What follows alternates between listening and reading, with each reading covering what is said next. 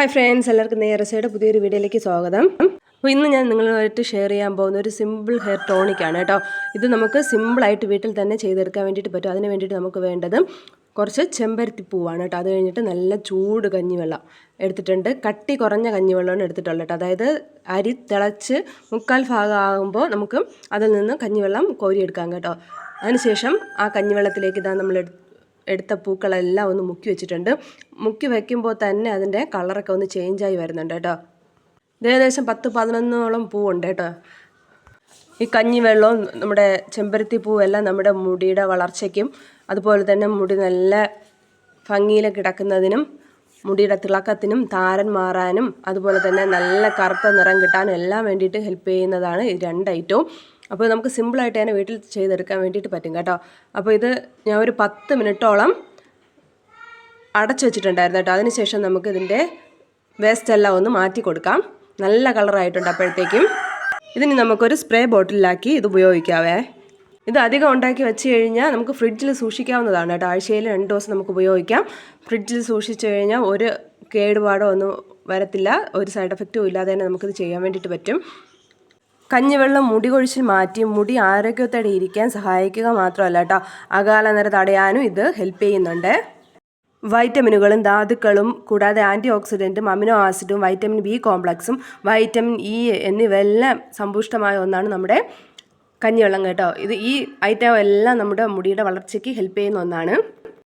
അപ്പോൾ നമ്മൾ ഈ ഹെയർ ടോണിക്ക് തലയിലേക്ക് അപ്ലൈ ചെയ്യുന്നതിന് മുമ്പായിട്ട് നമ്മൾ സാധാരണ ഏത് ഹെയർ ഓയിലാണോ ഉപയോഗിക്കുന്നത് അത് തലയിൽ അപ്ലൈ ചെയ്യാൻ വേണ്ടിയിട്ട് മറക്കരുത്. തലയിൽ അപ്ലൈ ചെയ്യുന്നതിന് മുമ്പായിട്ട് നമ്മുടെ തലമുടി കെട്ടെല്ലാം കളഞ്ഞ് നല്ലവണ്ണം ഒന്ന് നമുക്ക് ഓയിൽ ചെയ്ത് മസാജ് ചെയ്ത് കൊടുക്കാം കേട്ടോ. അതിനുശേഷം ഒരു 5 മിനിറ്റ് കഴിഞ്ഞ് ആ കെട്ടൊന്ന് അഴിച്ചിട്ട് ഒരിക്കൽ കൂടി ചെറുതായിട്ടൊന്ന് മസാജ് ചെയ്ത് കൊടുക്കുന്നത് നല്ലതായിരിക്കും. അതിനുശേഷം നമുക്ക് ഈ ഹെയർ ടോണിക്ക് തലയിലേക്ക് സ്പ്രേ ചെയ്ത് കൊടുക്കാം. നമുക്കിത് സ്കാൽപ്പിലാണ് സ്പ്രേ ചെയ്യേണ്ടത് കേട്ടോ.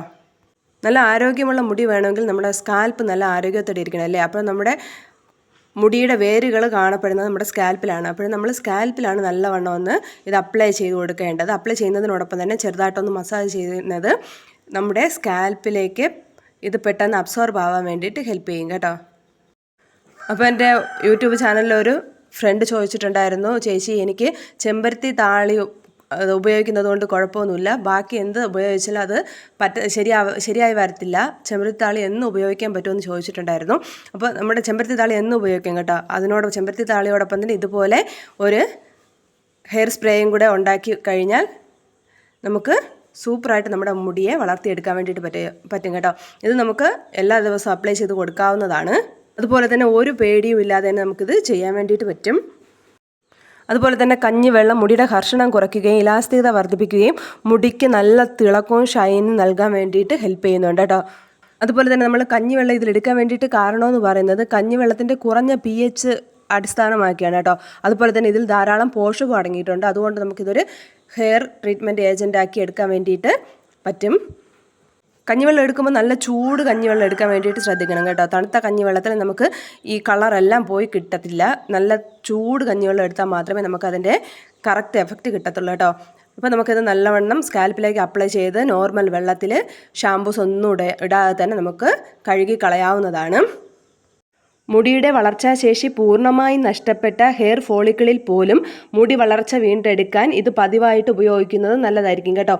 നമ്മുടെ ഹെയർ സ്പ്രേ ഉണ്ടാക്കുന്നതിനോടൊപ്പം തന്നെ നമ്മുടെ ചെമ്പരത്തി പൂവോ ചെമ്പരത്തിയുടെ ഇല ഉപയോഗിച്ചിട്ടുള്ള താളി ഉപയോഗിച്ചാലോ ഈ എഫക്റ്റ് നമുക്ക് കിട്ടും കേട്ടോ.